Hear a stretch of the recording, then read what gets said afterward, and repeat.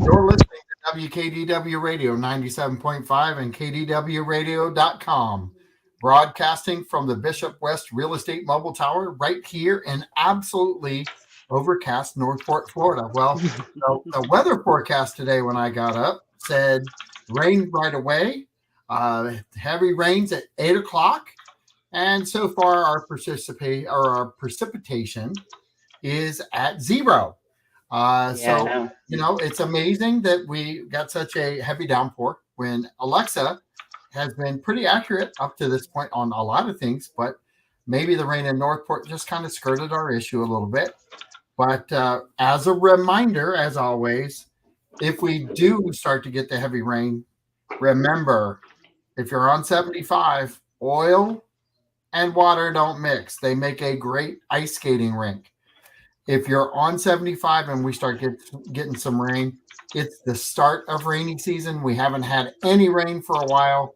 Please, please, please remember that when that rain starts to come, and that first initial rain is always the biggie for making people go off the road. Take your time, slow down, and really just kind of cut it down to 75 today if it starts to downpour, and get home safe, and make sure everybody does too. Because when it does rain and you mix that oil from the roads together, I will tell you, you will hydroplane and you will go straight off the road, and Sarasota Memorial will be waiting to take great care of you. So just take your time, relax, and let's get home safe. But I've got a very special guest in the house, Vanessa Carisone. How are you doing? Hey, I'm great. How are you? I'm doing good. So we were just having the light conversation about. I know we were chit chatting. Yeah, we're just into the moment, and we don't get to do that very often, except on the show most cases. So don't get to see otherwise because you're working a lot. But I know, right? And I'm going 90 miles an hour the other direction. But with everything that's happening in Northport, do we have any hot agenda items out there? We sure do. So we have a couple of meetings on April 4th. The first one is actually a workshop. And for those who aren't familiar with workshops, what it means is that you can't really take a vote. It's an item for discussion. So they'll have a lot of conversation. It starts at 9 a.m. But it is a very, very important subject. It is about mobility fees. And the mobility fees are to take the place of the current transportation impact fees. And so with that said, they are looking to fund all of the current and future projects of transportation costs within the city by utilizing this new fee. With that said, they're talking about increasing it at 50%. Some items might be less than 50%, areas for example, currently in our land use categories, we have 53 different land use categories, and they're talking about reducing it to 17 with the new mobility fee. And that kind of concerns me because I think that kind of leaves less flexibility for people to utilize. Like we talked earlier, there's going to be a huge increase in the cost of building thanks to the tree ordinance. I don't know if it's huge. I'm not going to say huge because it really depends. It's all flexible and it all depends on, your lot and how many trees are on it and what size trees, blah, blah, blah. But my point is that it's an additional increase to the cost of building, which then gets turned into passing on to the purchaser or the person, the investor, and so on and so forth. If the builder doesn't feel it, nor does anyone selling it. So now we're going to increase another possibly 40 to 50% in building anything because transportation impact fees pretty much affect anything that you're going to build in the city of Northport. So point of that is that, you know, Commissioner, oh my gosh, I'm Barbara, Commissioner Langdon. She had, I gotta say the first name in order to know the last. Um, and you know me, this weather and I do not get along real well. But uh, she had said, you know, I hate to see us just put the brakes on any type of, you know, growth that we've been seeing over the last, you know, 5 to 10 years, because um, this could really affect the city in a negative way, as far as growth. Now, I understand, I completely understand, you know, that to utilize, it's something that was surprisingly asked in 2016, and it's taken this long for mobility fees to actually be discussed. So it's been a long time coming, but the problem is that we're kind of, I hate to say it, but it's a little too late, you know? I just don't know how this is going to go over. Uh, I understand that we have to find a way to pay for all of this, and mobility fees is the way to do it because it gives you more flexibility. It's not so um, it's not put in a box where transportation impact fees are regulated by the state statute, and they tell you how you can actually pay for certain things. You can't pay for, say, upgrades to a current street. It has to be an increase in the capacity of that street, an additional street or an additional roadway. Um, so transportation impact fees have specific regulations where mobility fees are different. You can use it for, say, sidewalks or multi-use paths or things like that. And so it's a way to lessen the burden on, say, road and drainage and other types of areas where you know, the taxpayers have to pay for it on a regular basis. So I'm kind of iffy on that one. I wish it was in place, you know, 4 years ago, because I think that it would be less painful. They're talking about increasing all at once, and I'm wondering, okay, one, can't you turn around and create the, you know, a larger amount of categories to help balance it out? That's one. Mhm. Two, why can't you do a phased in process like we always do with other increases, including, um, even when we had to increase the fire district, phase it in. So there's got to be another way to implement the mobility fees, but not create such a burden. So I'm going to So step back for a second because the mobility fee itself is now going to be an additional fee, it'll replace the transportation fee. but So when you build something, you pay a transportation impact fee. If it's not commercial, if it's residential, you'll pay a Parks and Recs impact fee. You'll pay a general government impact fee, and all those impact fees go into a capital use. But again, the state has mandates on how you can specifically use those types of fees because you've collected it as an impact fee, right? okay, yep, So instead of having impact fees, we create a mobility fee structure, which has less regulations from the state. with you, And in there, you can use it to add your sidewalks, to upgrade your streets instead of having to put new ones, okay, to help with drainage issues that are flooding streets. There's a whole litany of things that you can use it for because it's about mobility, not just transportation. right, So now we get this away. Transportation impacts fees go away. yep, But when you're doing a side to side comparison, there will be an increase. What they're talking about is somewhere about 50% increase in what you're paying now. And again, I think that's a large increase because impact fees are not cheap in any way. I mean, transportation impact fees are not cheap in any way, shape, or form. Didn't they just raise them by 100% or 90%? I can't remember.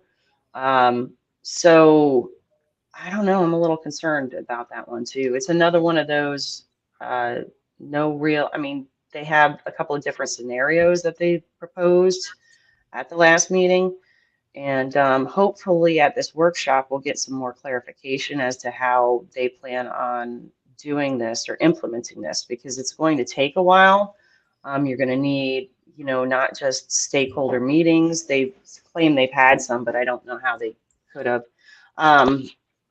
Most of this started in 2020, and we were dealing with COVID around then. So I think the whole stakeholder thing was a little difficult. And I'm not going to blame the, people who did it. I'm just saying it was a little difficult.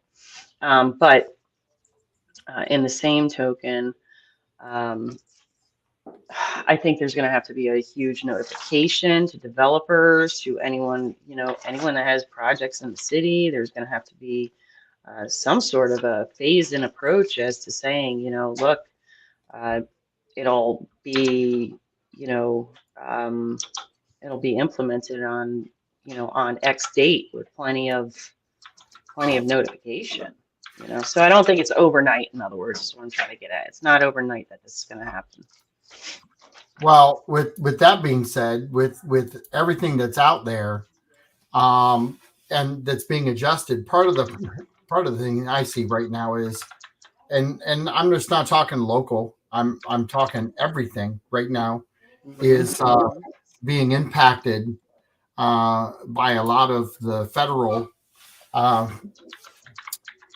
federal government ideas of how our government should tax and deplete our oil and costs, and it's everything's happening. Every I'm watching the churning of, I want to say, working class, and we are truly a blue collar working class city that supplies a lot of workers elsewhere. Oh yeah. We're already outpriced in the marketplace for workers. We're already outpriced, higher than we've ever been on home pricing by itself, just as a standalone. We've got increase now on all kinds of foods. We've got, of course, gasoline is at all-time high. Because oil is at all-time high, because we've decided that we're not going to be self-sufficient anymore. And I'll leave that mindset or lack of there to the powers that be, because you're talking about implementing into Northport another fee or another charge and an increase. So we're already outpricing our marketplace for working class, which granted, I don't know that even the chamber would fight me on that stance that we are really a working class environment here. And the chamber does a great job trying to get all of their information out to keep everybody supporting chamber members and chamber businesses. The problem I'm having with this whole thing is we kind of keep attacking the wallet, and nobody's talking in real regard to the impact that's all collectively. It's sort of like, hey, we see everybody doing it, so we're going to do it too. I'm kind of feeling that momentum jump in, and everybody's thinking, well, what's another tax increase? What's another adjustment over here? What's another adjustment over there? Do you really think it's a matter of everybody's just jumping in, or is everybody taking advantage of the marketplace? I think it's a combination in the state of Florida. Yeah, I think it's about, but when's it going to end? Because everybody knows that government is slow. So by the time any of this takes place, this big burst is going to be gone. And people don't understand that. Like, it's either you got to be on it. This is why it came up in 2016. Is this should have been implemented by the time all those homes were being built and sold. And think of how much we could have gotten accomplished by now. It's just sickening to think of how slow things are in the city. But you're gonna implement that on the tail end of that growth and stagger potentially more growth, because I know the absolutely. The theory, I've spoken about this to umpteen people now. The theory behind, well, it's an increase, but people are going to buy it anyway. Okay. No, They won't just buy it anyway. If we're not the only ones layering this right now or talking Right. about layering this. Exactly. We're talking a Hmm. collective group of people in our governments, whether it's city, state, and federal. Everybody's implementing their own layers of increases right now, and Absolutely. nobody is thinking, how is this affecting the consumer? I sell to blue collar Hmm. workers every day, or I don't. I don't right now, Hmm. because guess what?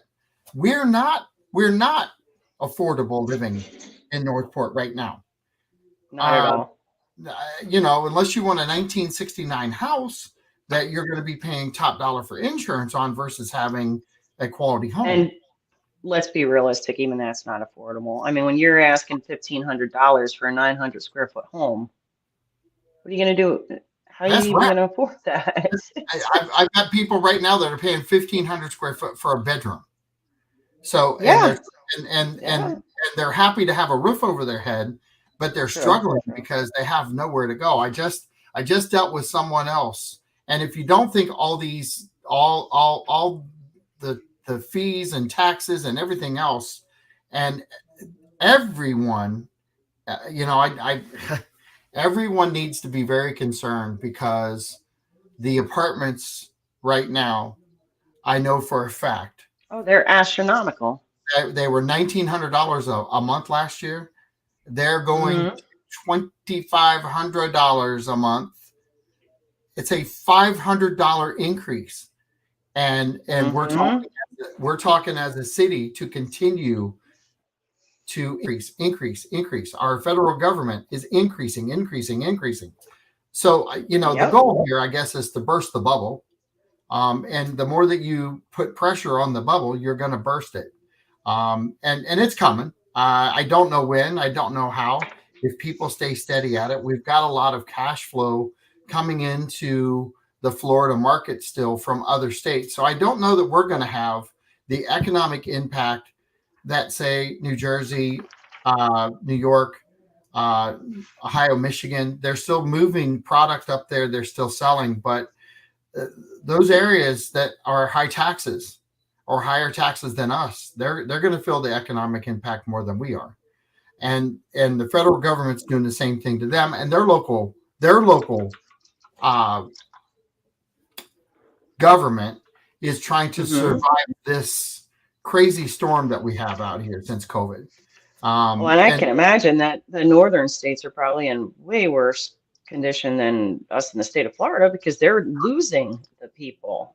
I correct. mean, they're just picking up and leaving, and I don't care if I'm selling my house; it'll sit there empty. You know, I'm sick of this place. I don't want to wear a mask. Is basically what it all boils down to.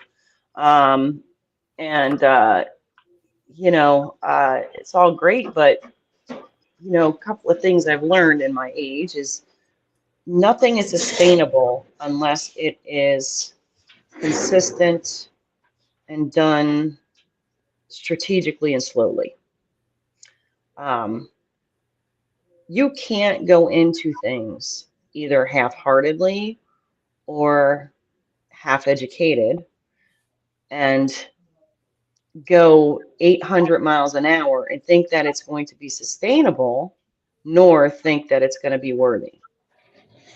So So So when we talk about these big hits to, let's just say, the economy, it's not sustainable, right? no. Now let's talk about the flip side, these charges.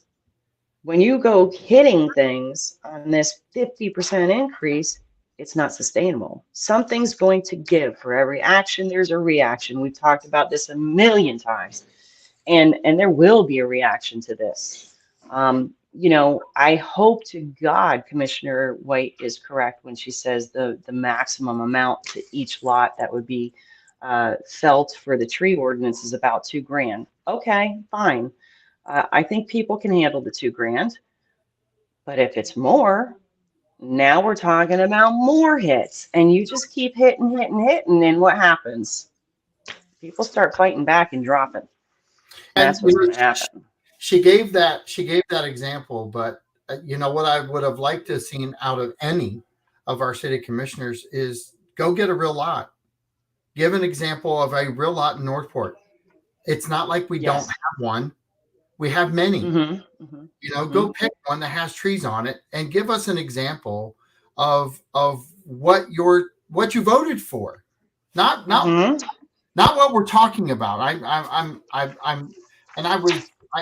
I'm so happy with our commissioners on many levels, and I'm so kind of disappointed that there's just seems to be this lack of structure on the opposing side, and the opposing side is how much is it going to cost to clear the lot? What are all the fees that per tree?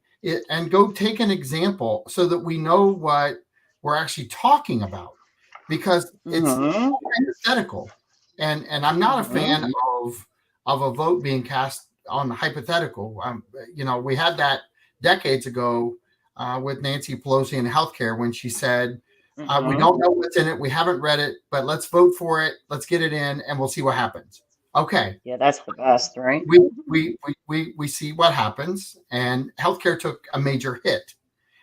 So the reaction to that implementation of a non-reading and voting for something you didn't know what the counter action was that, yeah, we have it, but I just heard today, if you don't have your Medicare Advantage adjusted, it's flipping. So you better figure it out. So how many of those programs have now flipped out? So that's just an example of what happens with healthcare when you don't read it, and we're still trying to figure it out. Give me an example of a lot in Northport.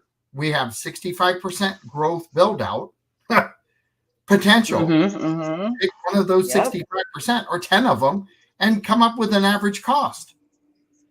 And we have an arborist that works for the city of Northport that you could have said, hey, go pick 10 lots randomly throughout the city, and let's come up with the average cost to clear a lot if we're going to just clear it.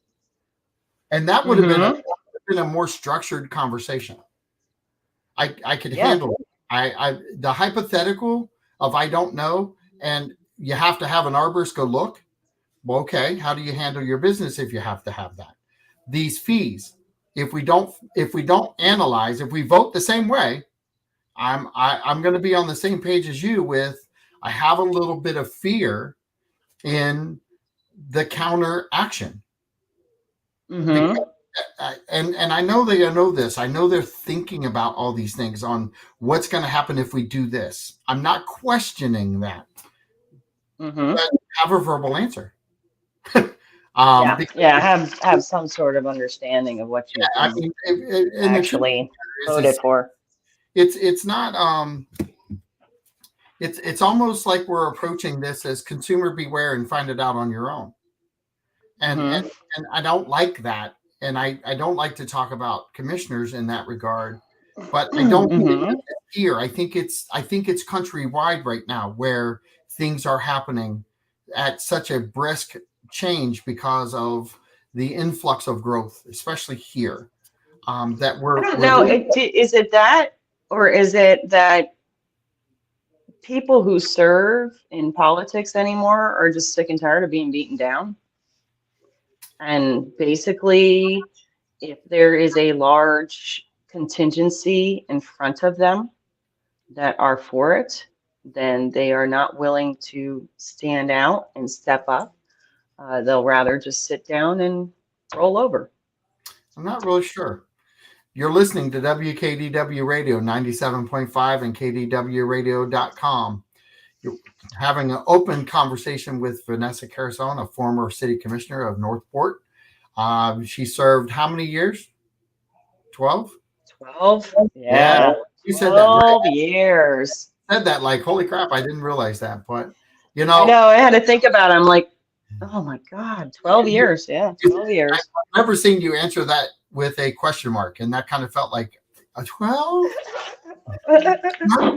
Well, it's kind of hard because it's like most of my adult life, I was an elected official, that's kind of weird.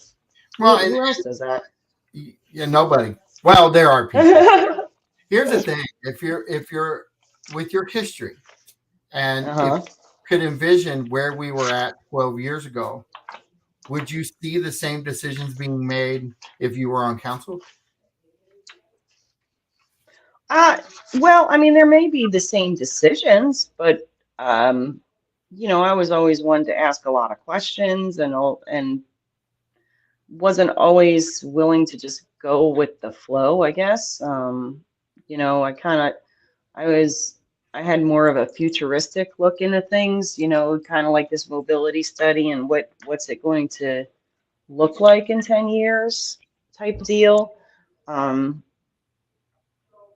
but I can't necessarily say that my one vote would make a difference in this particular, makeup. It all depends on the commission themselves. So I'm not Um, you going to know, go on this with the one vote thing because I heard what you said, and I've been part of a presentation to the commission. I was honored enough to be able to do that and had a great experience doing it. And I know you remember that. Um, so I really don't go to commission meetings and pound the bully pulpit and do all these things that other people do.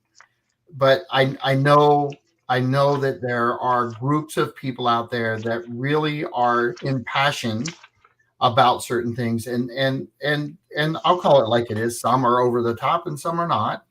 But with that being said, I almost feel like right now we're in this little time warp of if we vote for it, nobody's paying attention. hmm. I don't think the commission ever feels that way, honestly. Yeah, I might not have been Um, talking commission. yeah, not our commission, Yeah, anyways. I think that I really I see that think in that general out there. yeah, I think our particular city commission is very aware that there's people that are watching and listening, and they'll, one way or another, they're going to hear it. Um, so I don't, in general, maybe that's how it is in other locations, but I think. The tree ordinance, just the tree ordinance alone has been discussed in for over 20 years. I mean, think about it. I was on the commission the first time in 2002, and we redid that entire tree ordinance. It went on and on and on for months and months and months. And we had all stakeholders involved.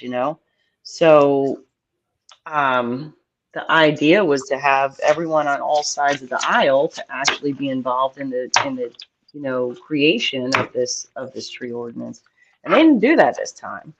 This time they did it among themselves, and so that's kind of okay. They have the right to, so I'm not gonna I'm not dissing anyone for it, but the whole idea of this was to open up more mitigation factors to prevent commercial properties from having to actually just clear cut because it was the less expensive way to actually, um, get a development taken care of. And it all started with West Villages.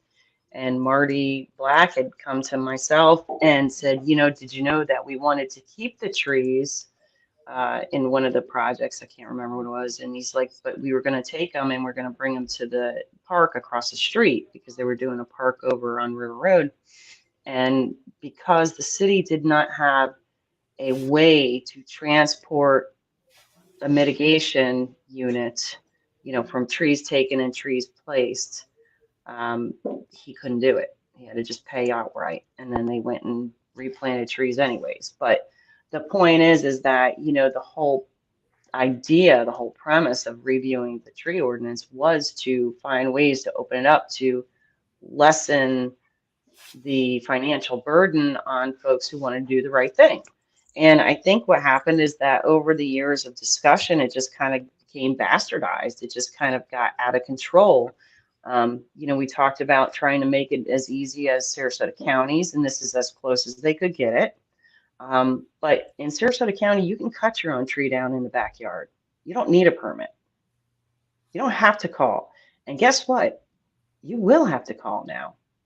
I got a dear friend of mine that lives in our neighborhood. We're very close to our neighbors, the whole lot. And they said that they had cut a tree down because he's building a garden now. And so he had cut the tree down, and when he had the arborist come out and look at it, because he still did the right thing, he went and had the permit done, all 9 years. And he said that the inspector's like, listen, lucky you did it now, because next month you would have had to pay a lot of money to cut this tree down. This is my house. This is my property. If I want that pine tree done and out of my backyard, because I'm sick and tired of it ruining my roof and ruining my car and my paint, who are you to tell me I can't cut it down? I will never understand that. Never. And I don't care how big or how small it is. Don't tell me what I can do. I would have absolutely been a hell no on that one. So to be honest with you, I don't think they understand that. I really don't. And therein lies my problem. That is a problem, because we now have, and I hope they're going to amend that. I hope so. I know they're working on these things, but how many landowners, and I did ask this question, how many landowners are aware of the change? I'd have to say very few, because it only takes 6,000 to become a commissioner.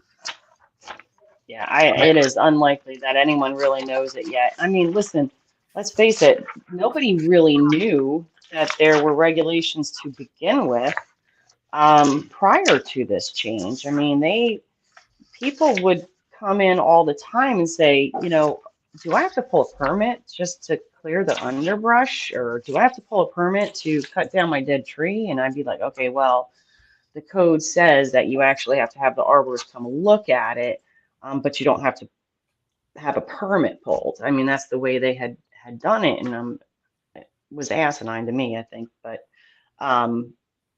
that's the way they did it. So how do we, as a city, how do we, other than I hate this word, how do we wake them up and make them realize that it's our freaking yard? It's not. I'm not sure. It's not the city's tree. It's not their property. And this is where I have a problem. I know we want to keep trees. I understand that. I understand the logic behind it. Where I'm confused is they now have taken the right away of the owner of the property and said, nope, you can't do that unless you pay. And I just call it a tax, because that's all it is tree tax.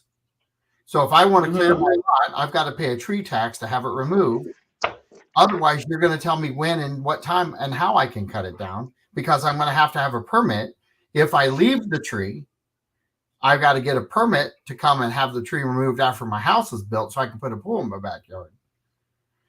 All these things that are there, they need to really. I'm just shocked. I'm still shocked. Well, and get this: if you want to go and let's just say you want to put a fence up in your backyard, and now you have to get an engineer to come and or some sort of special engineer to make sure it's not going to create some sort of drainage issue. Come on, people, really? They overdo things so dramatically and just create such BS. I mean, I know someone who wanted to put a shed up, and I say shed, it was a 20 by 20. It was a large scale shed, but he's got 3 freaking lots.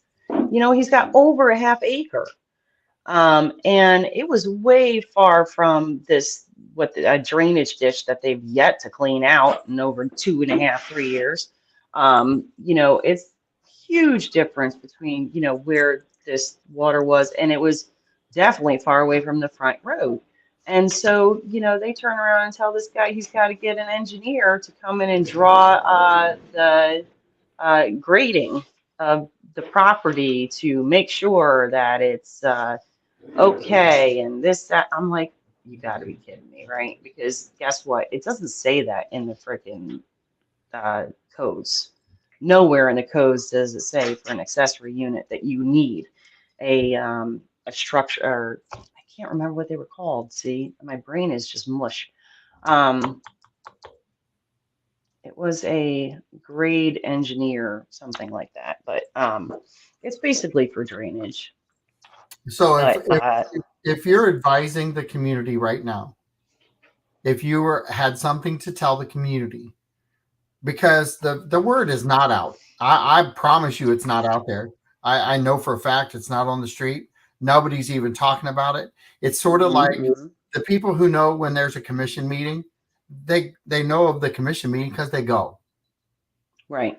Our community is a working class community. Northport Forward is absolutely trying to get streamlined information out, trying to feed people information in a nonpartisan way that really bakes in the idea of here's what's happening. Catch on real quick by reading what we got. We're doing all the legwork for you so that you can, in an even keel, understand what's happening. The problem I have, and I have a lot of problems with this tree ordinance, is that you just stomped on the right of the property owner, and the property owner is unaware that they just got stomped on. And I've been told that it's not going to affect the price of property. And I'm just going to tell you that's not 100% accurate, because I do this for I got a bridge to sell you too. Well, I do, and honestly, I can't begin to tell you how false that statement is. I know that I used a comparison before on tortoises and their protected species. Well, it's $5,000 a tortoise to have them relocated now, post COVID. Okay, because there's only one place you can take them, and the guy knows it, and he's making a mint. Okay. Really? Yep. So the really strange things about those tortoises is that you can actually leave them on your quarter-acre lot and work around them, sort of like the tree thing. Okay. And I get that. You can mediate by keeping some trees in a corner. I get it. I legitimately walked or sold a house and walked through the yard of this pine tree that they saved. And the root ball of a pine tree is not large. It's not massive. But when they did the yard, when they put the septic and stuff in, that tree is not gonna weather the storm very well. Okay. And anybody, Alice White, including me, I don't want trees just to die because we went in and cleared a lot the wrong way. And we had to do it because we had to put the septic tank in.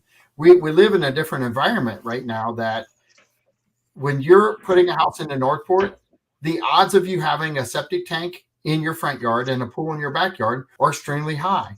When you put the house in between, you've chewed up most of your yard.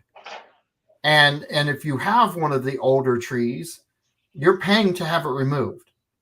So and I get it. I get what they're attempting to do. I'm a little confused by it all because I still don't have a rate of a true rate of what's going to happen. And I hope that some of these meetings that they're doing, they're going to figure that out. Like I said, if they would go out and pick 10 lots and have the arborist go out and put some numbers on a paper and say, we did 10 lots. We did our own little survey, and based on these 10 lots in Northport, your average cost for clearing the lot is going to be this. I along with 1,500 other realtors, and 65% of the non-built out properties in Northport now have something to gauge what their property decrease is going to be, because most of those types of things are negotiated. Tortoises are negotiated. Scrub jays, if they really want that property, which is really difficult, but if they really want that property, it can be mitigated. Trees are now part of the mitigation. When you add those three mitigations up, okay, it almost always at a really high clip is negotiated down on the price. Well, when you tell me there's no property worth being attacked. I'm sorry. You don't have enough data to prove me otherwise when I can tell you that everything else that I mediate costs the seller of that property. Almost always the price goes down. I Right. just want an answer that is firm. And I know they're making some adjustments. I know they're going at this. I know they're having meetings and I have been told they're going to amend some things. Well, good luck with when I see things go into government, the changes are not the same. When you implement something in, now you're kind of walking back your decision. Well, none of them want to walk back that they may be wrong for voting that in the style and the form. I'm just saying the form. I'm not saying that we didn't need something, but did we vote for something before we knew what the counterbalance was? Well, I think that unlike other large government positions, I think the city is willing to take a step back and say, okay, look, we made a mistake. Let's roll this back and let's try.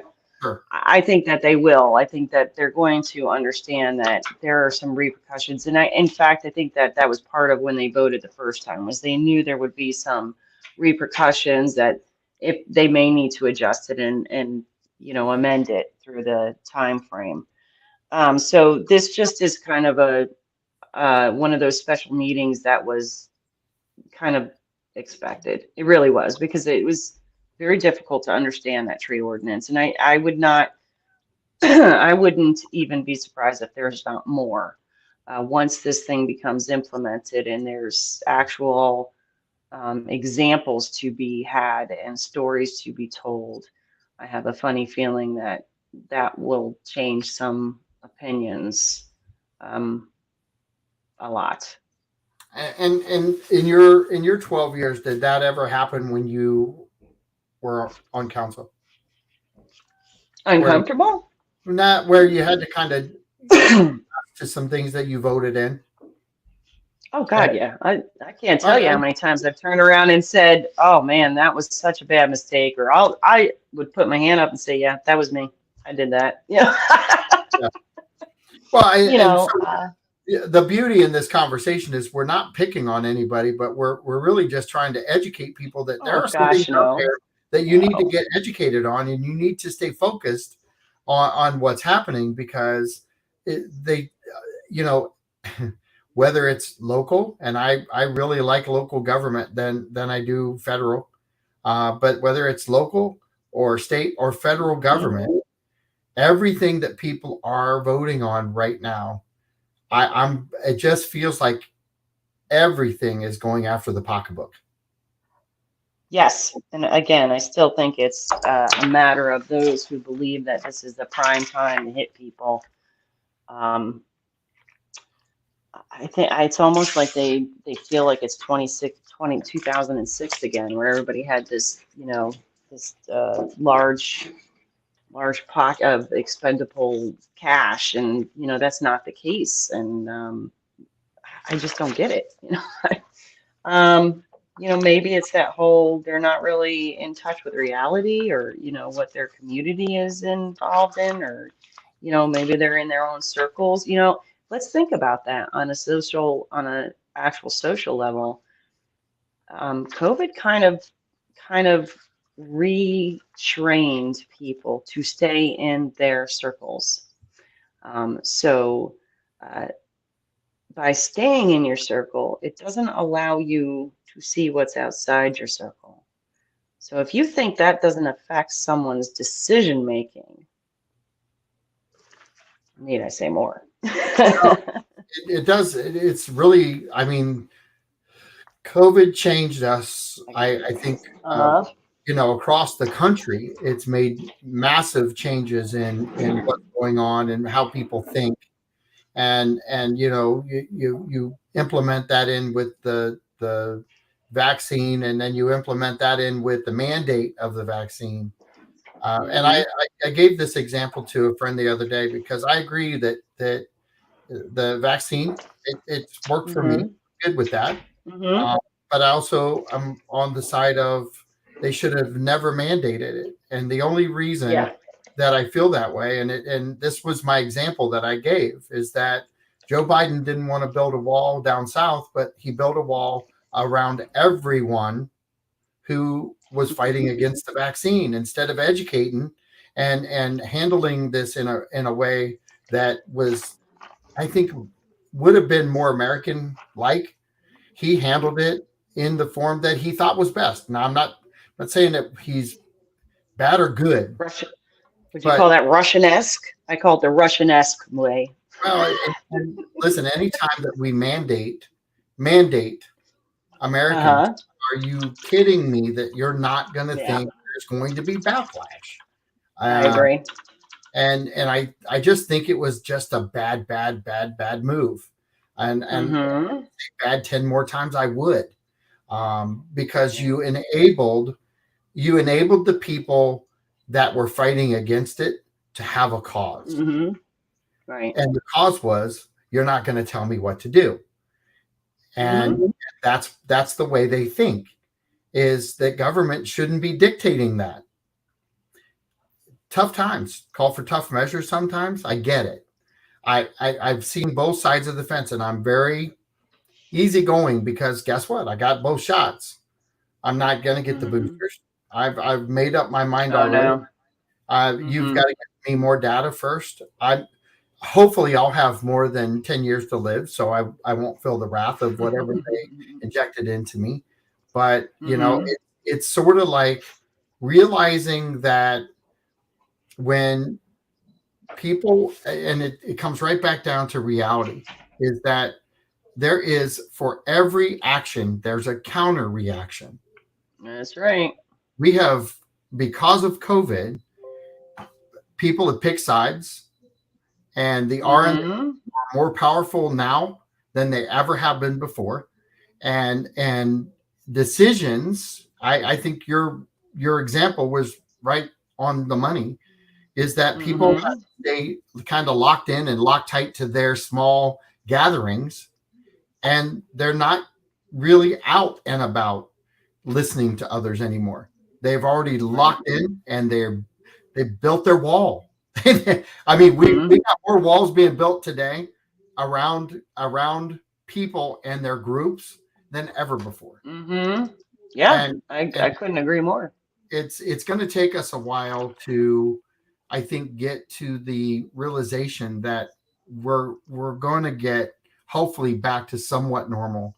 I think anytime that government takes power, it takes them a long time to release it.